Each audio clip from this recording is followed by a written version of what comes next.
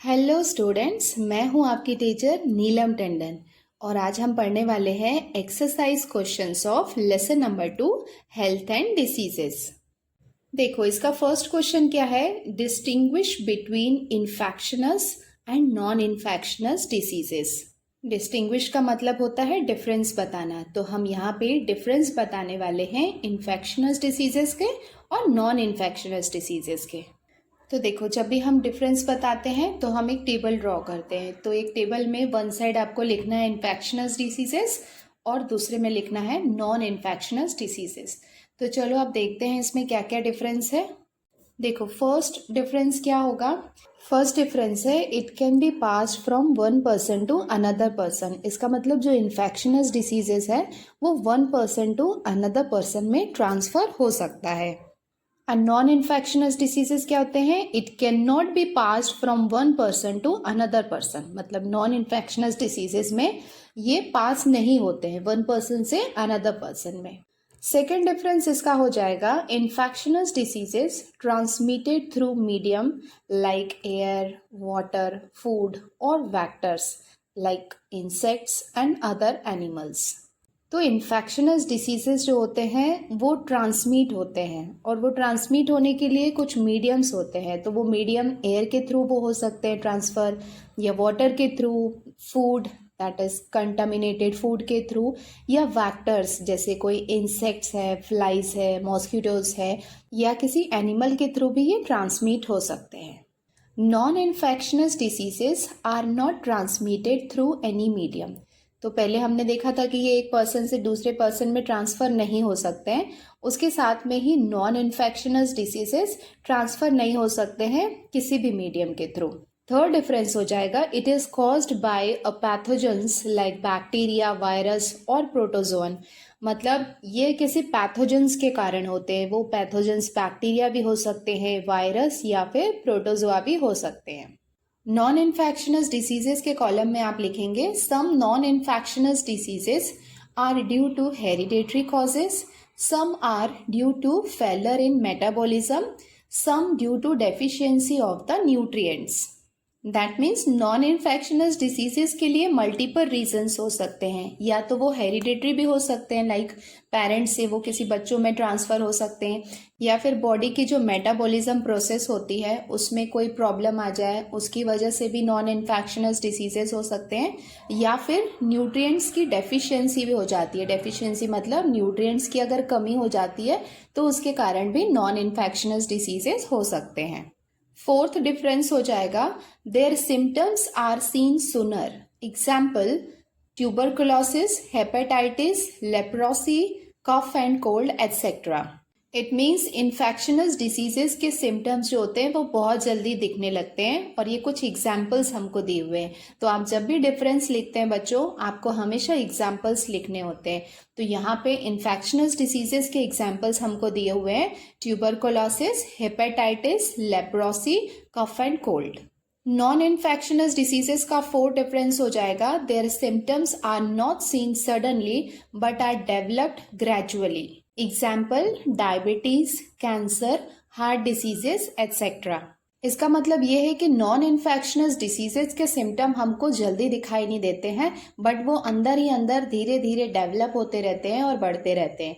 तो non infectious diseases के examples हो जाएंगे डायबिटीज, कैंसर, हार्ट डिसीजेस।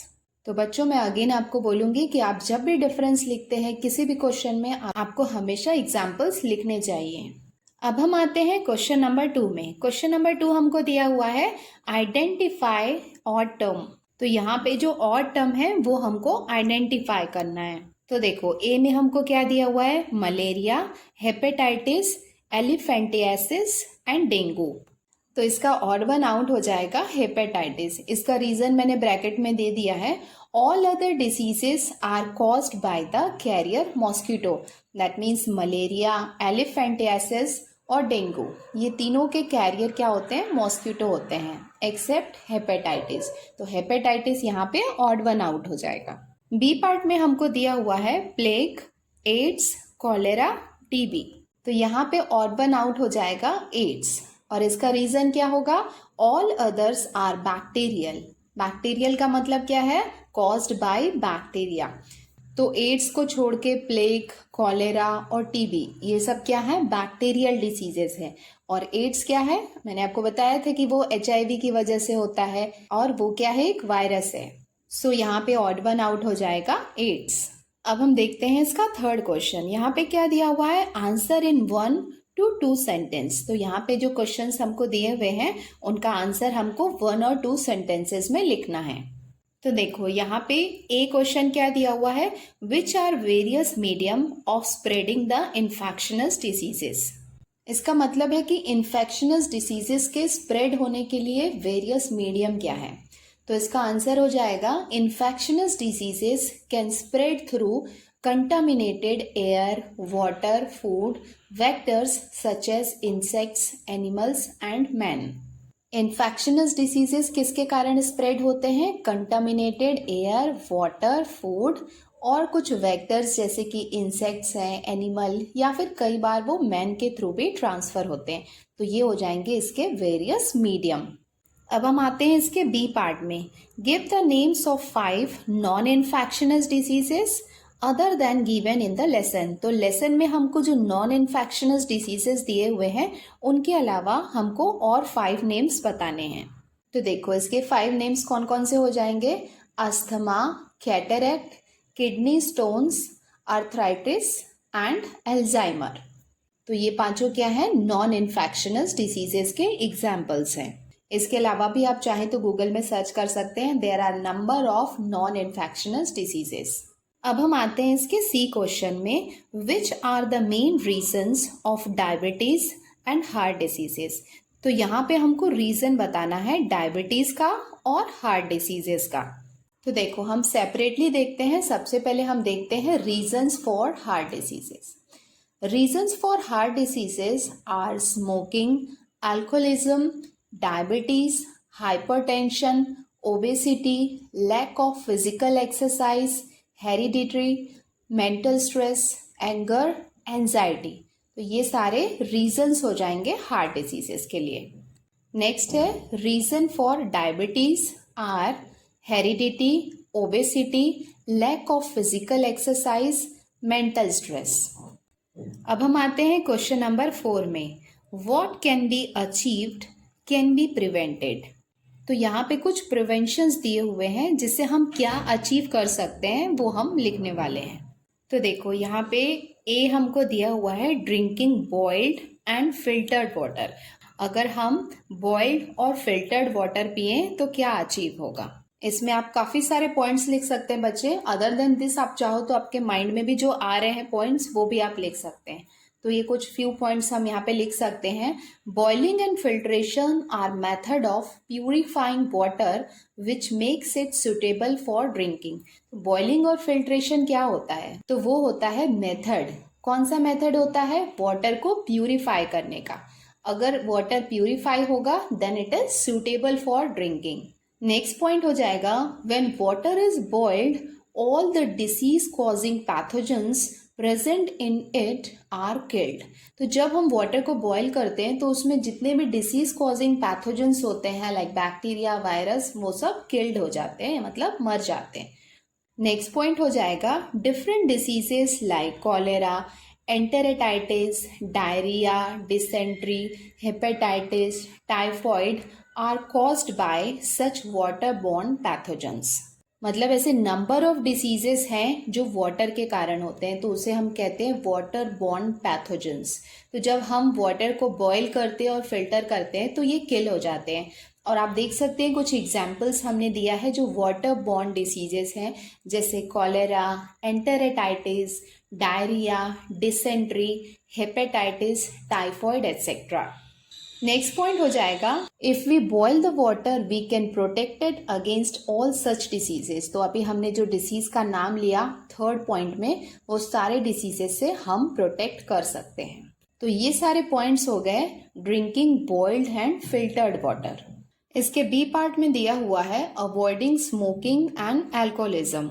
इसका मतलब है कि अगर स्मोकिंग और अल्कोहलिज्म को अवॉइड किया जाए तो उससे क्या अचीव किया जा सकता है और क्या प्रिवेंट किया जा सकता है। तो इसमें हम लिख सकते हैं smoking and alcoholism are two dangerous habits that cause addiction. तो जो लोग स्मोकिंग करते हैं या अल्कोहलिज्म करते हैं तो उसका सबसे डेंजरस हैबिट ये होता है कि वो लोग उसके लिए एडिक्टेड हो जाते हैं, मतलब उनको उसकी एडिक्शन लग जाती है। नेक्स्ट पॉइंट हम लिख सकते हैं कि smoking leads to various kind of respiratory disorder and lung cancer.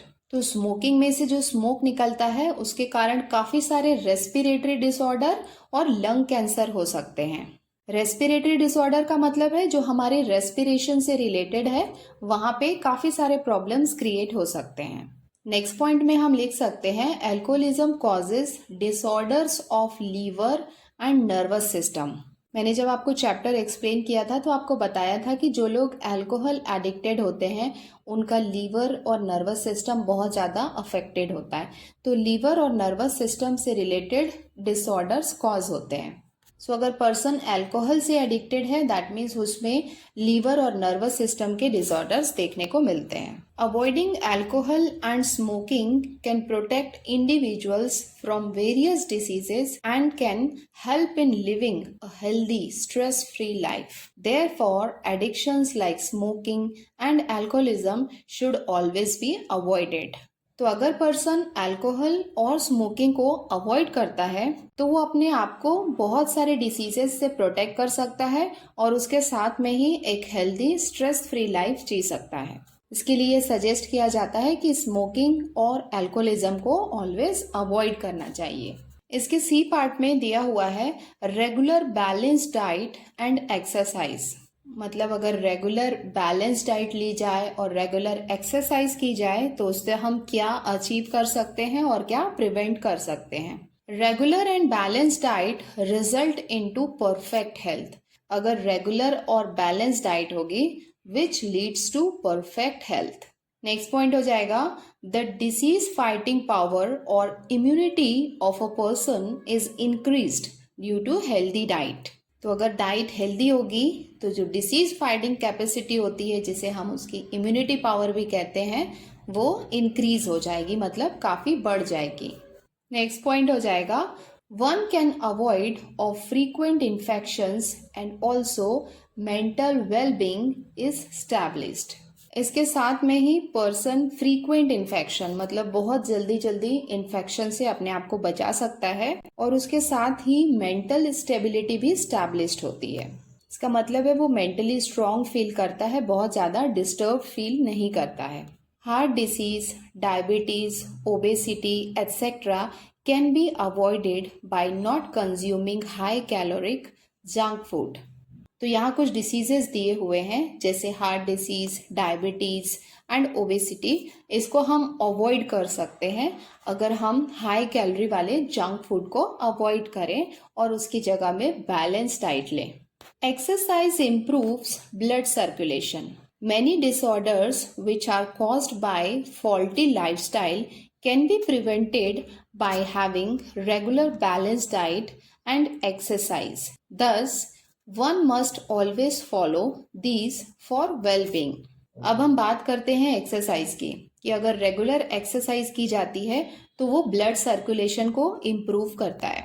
उसके साथ में ही बहुत सारे डिसऑर्डर्स हैं जो कॉज होते हैं फॉल्टी लाइफस्टाइल के कारण। फॉल्टी लाइफस्टाइल का मतलब है कि प्रॉपर डाइट ना लेना, एक्सरसाइज नहीं करना और टाइम पे सोना नहीं, उठना नहीं। तो ये ओवरऑल इसको हम कहते हैं फॉल्टी लाइफस्टाइल। तो उसको हम अवॉइड कर सकते हैं, उससे जो कॉम्प्लिकेशन क्रिएट्स होते हैं उसको हम अवॉइड कर सकते हैं। कैसे? अगर हम एक हेल्दी लाइफस्टाइल मेंटेन करें, बैलेंस डाइट लें और एक्सरसाइज को इंक्लूड करें। So one must always follow these for wellbeing. तो हम सभी को रेगुलर बैलेंस डाइट और एक्सरसाइज इंक्लूड करना चाहिए अपने डेली रूटीन में। अब हम आते हैं इसके डी पार्ट में, proper checking of blood before blood donation. इसका मतलब है कि ब्लड डोनेशन से पहले हमेशा ब्लड चेकअप करना चाहिए। तो इसमें हम लिख सकते हैं कि proper checking of blood before blood donation is required to check that the blood to be transferred is safe in all respect. So blood donate करने से पहले ब्लड की प्रॉपर चेकिंग करनी चाहिए कि वो ब्लड को अगर ट्रांसफर किया जाए तो वो प्रॉपरली सेफ है या नहीं है। नेक्स्ट पॉइंट हम लिख सकते हैं, during blood transfusion the donors and recipients blood should be well matched with each other, otherwise blood gets clumped inside the body of recipient. तो यहाँ पे जो ब्लड डोनर होता है उसे हम कहते हैं डोनर, और रेसिपिएंट मतलब जो ब्लड को ले रहा है उसे हम कहते हैं रेसिपिएंट। ब्लड ट्रांसफ्यूजन का मतलब है कि जब ब्लड ट्रांसफर किया जाता है तो डोनर और रेसिपिएंट दोनों का ब्लड ग्रुप मैच करना चाहिए। तो अगर ब्लड ग्रुप मैच नहीं करता है तो जो रेसिपिएंट मतलब जो ब्लड को ले रहा है उसके अंदर ब्लड के क्लम्प्स बन जाते हैं। क्लम्प्स का मतलब ब्लड आपस में ऐसे जुड़ के ऐसे गुच्छे की तरह बन जाते हैं, उसे हम कहते हैं blood gets clump. Next point हम लिख सकते हैं, through infected blood the viruses such as those causing hepatitis B or AIDS are transmitted to other healthy person. Thus, for prevention of transmission of such diseases, blood should be checked before blood donation. तो अगर infected blood का transfusion किया जाए तो उससे काफ़ी सारे viruses जैसे हेपेटाइटिस बी या एड्स के जो वायरस होते हैं वो भी ट्रांसफ़र हो सकते हैं वन पर्सन से अनदर पर्सन में। तो जो रेसिपिएंट है वो भी इन्फेक्टेड हो सकता है इन वायरसेस से। सो ऐसी सिचुएशन से प्रिवेंट करने के लिए ब्लड ट्रांसमिशंस के पहले ब्लड को प्रॉपरली चेक करना चाहिए। तो आप समझ गए होंगे बच्चे कि ब्लड डोनेशन से पहले इसकी प्रॉपर चेकिंग कितनी ज़्यादा इम्पॉर्टेंट है, क्योंकि ब्लड चेक नहीं किया गया तो ये वायरसेस या इन्फेक्टेड ब्लड जो है वो डोनर से रेसिपिएंट में भी जा सकते हैं और रेसिपिएंट को भी इन्फेक्टेड कर सकता है। तो ये हो गया बच्चों क्वेश्चन नंबर 4। अब हम आते हैं क्वेश्चन नंबर 5 में। क्वेश्चन नंबर 5 में हमको यहाँ पे एक पैराग्राफ दिया हुआ है, चलो वो भी हम रीड कर लेते हैं। तो यहाँ पे दिया हुआ है, read the passage and answer the questions. तो यहाँ पे हमको एक पैसेज दिया हुआ है, उसको रीड करके हमको उसको अंडरस्टैंड करना है, फिर उससे रिलेटेड कुछ क्वेश्चंस दिए हुए हैं जिसका आंसर हमको लिखना है। पैराग्राफ में दिया हुआ है, master X is a 3-year-old child. मतलब मास्टर एक्स मतलब किसी हम बच्चे की बात कर रहे हैं जो 3 years old है। He is living with his family in a slum, मतलब वो अपनी फैमिली के साथ स्लम एरिया में रहता है। Public toilet is present near his house, मतलब जो पब्लिक टॉयलेट है वो उसके घर के बिल्कुल पास है। हिज फादर इज ड्रंकार्ड, मतलब उसके फादर क्या है, काफी ज्यादा ड्रिंक करते हैं, और वी कैन से वो काफी ज्यादा अल्कोहलिक है। His mother does not know the importance of balance diet, और उसकी जो मम्मी है उसको बैलेंस डाइट का इम्पोर्टेंस नहीं पता है। तो ये कुछ सिचुएशंस दी हुई हैं जिसके बेसिस पे हम आंसर्स लिखने वाले हैं। तो देखो इससे रिलेटेड फर्स्ट क्वेश्चन क्या है, master x can suffer from which different possible diseases in above condition. तो बच्चों आपने कंडीशंस देख ली है कि वो कौन कौन से कंडीशन में है। तो ऐसी कंडीशन में मास्टर एक्स को कौन कौन सी डिसीजेस होने के चांसेस हैं। तो इसका आंसर हम लिख सकते हैं, since the house of master X is near the toilet and he lives in a slum area, वो स्लम एरिया में रहता है और पब्लिक टॉयलेट उसके घर के पास है। The chances are that there is less cleanliness in that area. तो स्लम एरिया में कैसे चांसेस है कि वहां पे क्लीनलीनेस या साफ सफाई बहुत कम होगी। There are chances that he may suffer from diseases like cholera, dysentery, typhoid as well as intestinal worm infections. तो इन्फेक्शन के कारण कौन कौन से डिसीजेस होने के चांसेस है वो यहाँ पे लिखा हुआ है, cholera, dysentery, typhoid and intestinal worm infections. Intestinal worm infection का मतलब है कि पेट के अंदर जो कीड़े हो जाते हैं वो इन्फेक्शन की हम बात कर रहे हैं, वॉर्म्स की बात कर रहे हैं। वॉर्म्स मतलब जो पेट में जो कृमि हो जाती है वो। तो ये डिसीजेस होने के चांसेस है मास्टर एक्स को। सेकेंड क्वेश्चन इसमें दिया हुआ है, how will you help him and his family in this situation. तो आप इस सिचुएशन में उसको और उसकी फैमिली को कैसे हेल्प कर सकते हैं। तो ये सबका इंडिविजुअल व्यू भी हो सकता है कि आप उसको कैसे हेल्प कर सकते हैं। आप चाहे तो इसमें अपने ओन पॉइंट्स भी इंक्लूड कर सकते हैं, या फिर आप लिख सकते हैं, in this case family needs to be made aware of cleanliness in and around their houses.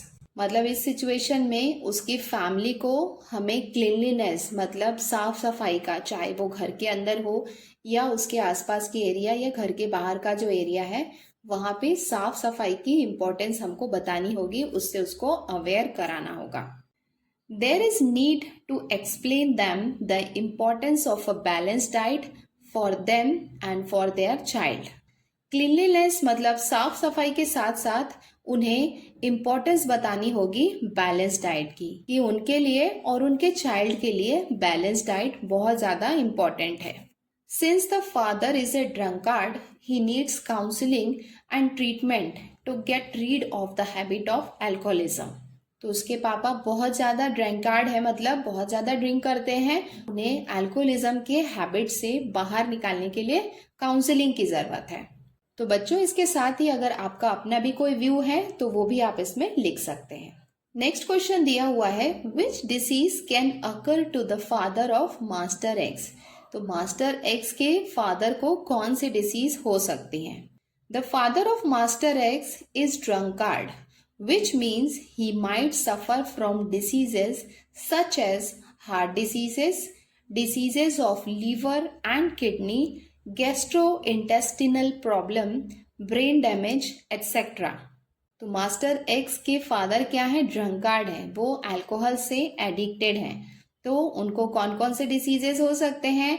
Heart disease, diseases of liver and kidney, gastrointestinal problem, gastrointestinal मतलब that is related to digestive system, और उसके साथ में ही brain damage और भी कई तरीके की प्रॉब्लम्स और डिसीजेस हो सकती हैं। अब हम देखते हैं इसका क्वेश्चन नंबर 6। देखो इसमें क्या दिया हुआ है, give the preventive measures of following diseases. तो यहाँ पे हमको A, B और C जिसमें 3 डिसीजेस दी हुई हैं और उनका प्रिवेंटिव मेजर्स हमें बताना है। तो देखो A पार्ट में सबसे पहले जो डिसीज दी हुई है वो है dengue. Dengue is a disease which is transmitted by mosquito Aedes aegypti। Means dengue जो डिसीज है वो मॉस्किटो के थ्रू ट्रांसमिट होता है, और कौन सा मॉस्किटो इसमें इन्वॉल्व होता है? Aedes aegypti. This disease is caused by DEN 1-2 virus belonging to the type flavivirus. Actually dengue क्या है? एक वायरस डिसीज है, मतलब वायरल के थ्रू वो होता है, बट उसको ट्रांसमिट करने के लिए मॉस्किटो एजिप्टी इन्वॉल्व होती है। तो वो वायरस का नाम है DEN, डेन 1-2, जो किस टाइप का वायरस है? फ्लेवी वायरस है। Aedes mosquitoes grow in clean and stagnant water. Aedes mosquito clean और स्टेगनेंट वाटर मतलब रुके हुए वाटर में ग्रो होते हैं। The breeding of this mosquito can be prevented by adopting the following step। देखो इसमें हम क्या क्या ले सकते हैं? Remove standing water from the areas around your home, मतलब घर के आसपास का जितना भी स्टैंडिंग वाटर है, रोका हुआ पानी है, वो हमको सबसे पहले रिमूव करना होगा। Wear long sleeved clothing, मतलब क्लोथ्स लॉन्ग स्लीव्ड होने चाहिए। Regular fumigation during peak mosquito season, जब मॉस्किटो का सीजन होता है, जब मॉस्किटोज बहुत ज़्यादा आते हैं तो उस समय फ्यूमिगेशन मतलब धुआं जो है वो करना चाहिए। Larva eating fishes should be introduce in ponds. तो मॉस्किटो के जो लार्वा होते हैं उससे अल्टीमेटली मॉस्किटोज बनते हैं। तो लार्वा ईटिंग फिशेस, जो लार्वा को खाने वाली फिशेस हैं, वो पॉन्ड में होनी चाहिए। Collection and storage of water should always be done in closed vessel, मतलब अगर वाटर को हम कलेक्शन कर रहे हैं या फिर उसको स्टोर करके रख रहे हैं तो वो वेसल हमेशा या कंटेनर हमेशा क्लोज होना चाहिए। Potted plants should have proper drainage to avoid the collection of water in the pond. Potted plant मतलब जो प्लांट या जो गमले हम लगाते हैं उसमें प्रॉपर ड्रेनेज सिस्टम होना चाहिए, मतलब एक्स्ट्रा वाटर अगर है तो वो रिमूव हो जाना चाहिए, क्योंकि अगर उसमें पानी कलेक्ट होगा तो मॉस्किटो वहाँ पे ग्रो हो सकते हैं। Use mosquito repellent while going outside, जब घर के बाहर जा रहे हैं तो मॉस्किटो रिपेलेंट अप्लाई करना चाहिए। तो ये हो गए प्रिवेंटिव मेजर्स ऑफ डेंगू। अब हम आते हैं इसके बी पार्ट में, कैंसर। अब हम देखते हैं कि कैंसर के क्या क्या प्रिवेंटिव मेजर्स हैं। Preventive measures of cancer are avoid consumption of tobacco, gutkha, smoking and alcoholism. तो इनके कंजम्पशन को अवॉइड करना होता है, किसके? टोबैको, गुटखा, स्मोकिंग और alcoholism. Have a healthy diet including fibre content like fruits and leafy vegetable. मतलब एक हेल्दी डाइट लेनी चाहिए जिसमें फाइबर कंटेंट भी होने चाहिए, और फाइबर यूजुअली फ्रूट्स और ग्रीन लीफी वेजिटेबल्स में होते हैं। Avoid junk food, pizza, burger etcetera. तो जितना हो सके जंक फूड को अवॉइड करना होता है। एक्सरसाइज रेगुलरली, और रेगुलर एक्सरसाइज भी करनी चाहिए। तो ये हो गए preventive measures of cancer. Now अब हम आते हैं इसके सी पार्ट में, AIDS. Preventive measures of AIDS are, देखते हैं एड्स के प्रिवेंटिव मेजर्स क्या क्या हैं। Avoid sexual contact with unknown person and limit number of sexual partners. तो जितना हो सके अननोन पर्सन के साथ सेक्सुअल कांटेक्ट अवॉइड करना चाहिए, और उसके साथ में ही limit the number of sexual partners. Screening of blood before transfusion, means blood transfusion से पहले उसकी स्क्रीनिंग करने चाहिए, ब्लड टेस्ट करना चाहिए। अवॉइड शेयरिंग ऑफ निडल्स, तो जितना हो सके सिंगल यूज निडल यूज करना चाहिए और उसकी शेयरिंग नहीं करनी चाहिए, क्योंकि इन्फेक्टेड निडल से भी वन पर्सन से अनदर पर्सन में एड्स ट्रांसफर हो सकता है। अगर इन्फेक्टेड पर्सन का ब्लड जिसमें जो निडल यूज की गई है, अगर वही सेम निडल अगर कोई दूसरा हेल्दी पर्सन यूज करे तो वो भी इन्फेक्टेड हो सकता है। अब हम आते हैं क्वेश्चन नंबर 7 में, एक्सप्लेन द इम्पोर्टेंस। तो अभी हम देखने वाले हैं क्या क्या इम्पोर्टेंस है। तो सबसे पहला ए हमको दिया हुआ है बैलेंस डाइट। अब हम देखते हैं कि बैलेंस डाइट का क्या इम्पोर्टेंस है। The diet that contains all the nutrients in the balanced proportion is called balance diet. मतलब ऐसा डाइट जिसमें सारे न्यूट्रिएंट्स बैलेंस्ड प्रोपोर्शन में प्रेजेंट होते हैं, उन्हें हम कहते हैं balance diet. A balanced diet helps us in various way। अब हम देखते हैं कि बैलेंस डाइट हमको कैसे हेल्प करती है। It supplies the nutrients which body needs to work effectively। मतलब बॉडी को इफेक्टिवली प्रॉपरली काम करने के लिए जितने भी न्यूट्रिएंट्स की रिक्वायरमेंट होती है वो सब बैलेंस डाइट से मिल जाते हैं। Help us to stay fit and free from diseases, उसके साथ में ही पर्सन फिट होता है और डिसीजेस से फ्री रहता है, यूजुअली वो किसी डिसीज से इन्फेक्ट नहीं होता है। Helps in strengthening the immune system, जिससे इम्यून सिस्टम स्ट्रेंथनिंग होता है, मतलब वो मजबूत होता है, इम्यून सिस्टम बढ़ता है जितना ज़्यादा हम बैलेंस डाइट अपने डेली लाइफ में इंक्लूड करते हैं। Help our system to work properly, तो हमारे बॉडी के जितने भी सिस्टम हैं उन सबको प्रॉपरली वर्क करने में हेल्प करता है। Promote good sleep and makes us feel better about our self, तो ये गुड स्लीप को प्रमोट करता है, मतलब अच्छी नींद आती है और काफ़ी अच्छा फील होता है। तो ये तो हो गया इम्पोर्टेंस ऑफ बैलेंस डाइट। अब हम आते हैं इसके बी पार्ट में, देखते हैं कि रेगुलर फिजिकल एक्सरसाइज और योगासन का क्या इम्पोर्टेंस है। Importance of exercise and yogasanas are, the blood circulation of blood is improved. तो योगासन और रेगुलर फिजिकल एक्सरसाइज से ब्लड सर्कुलेशन इम्प्रूव होता है। Helps in attaining stronger bone, body remains flexible, इससे बोन भी स्ट्रॉन्ग होती है और बॉडी फ्लेक्सिबल रहती है। Reduce the risk of heart attack, heart attack का रिस्क कम हो जाता है। Helps in managing weight well, तो इससे वेट भी बहुत ज़्यादा नहीं बढ़ता है और वेट कंट्रोल में रहता है, मैनेजेबल रहता है।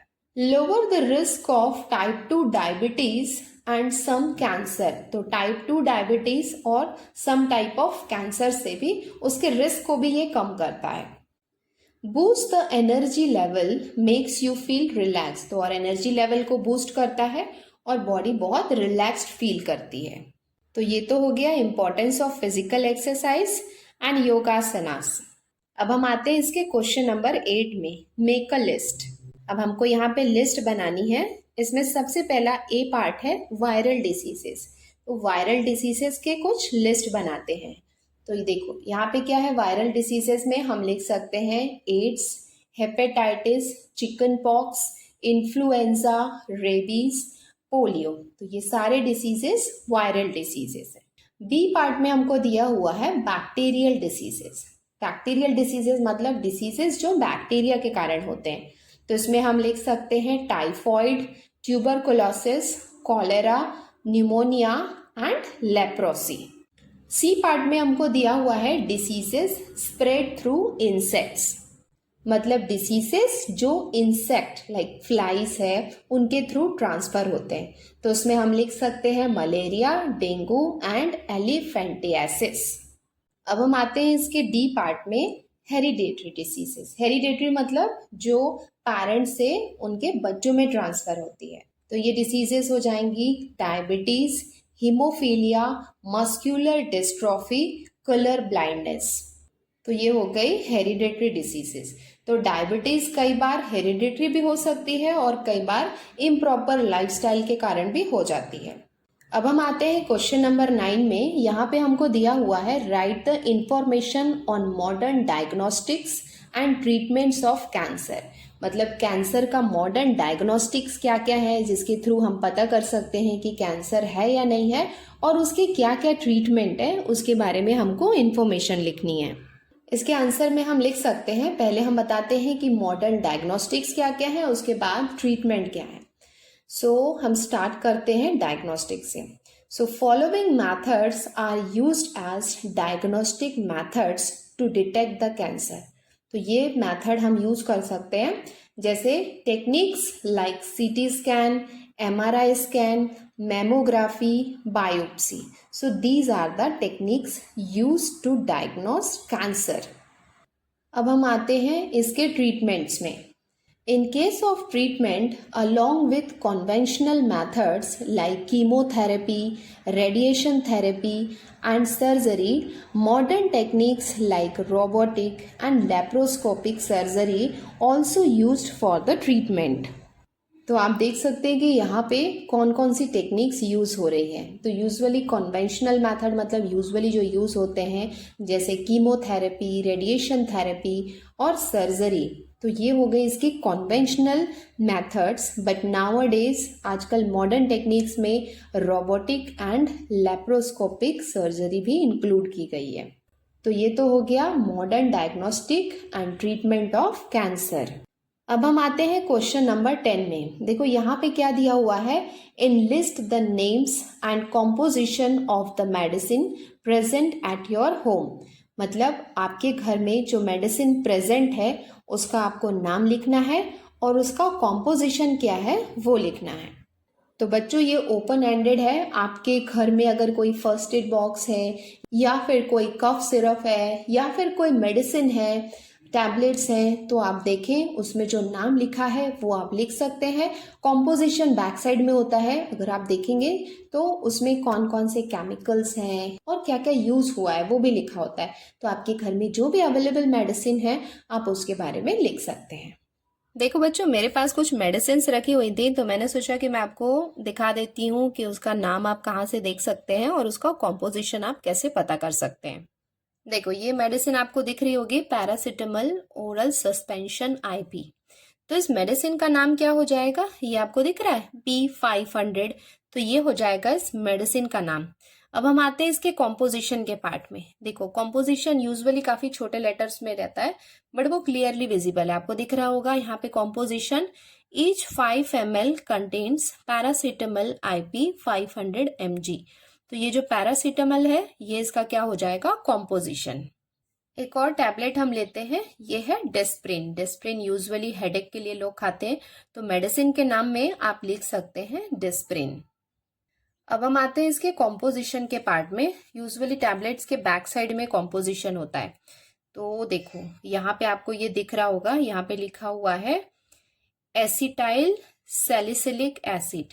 तो इसके कॉम्पोजिशन में आप लिख सकते हैं एसिटाइल सैलिसिलिक एसिड। इसके अलावा आपके घर में जो भी मेडिसिन अवेलेबल हो तो आप उसका नाम और उसका कॉम्पोजिशन लिख सकते हैं।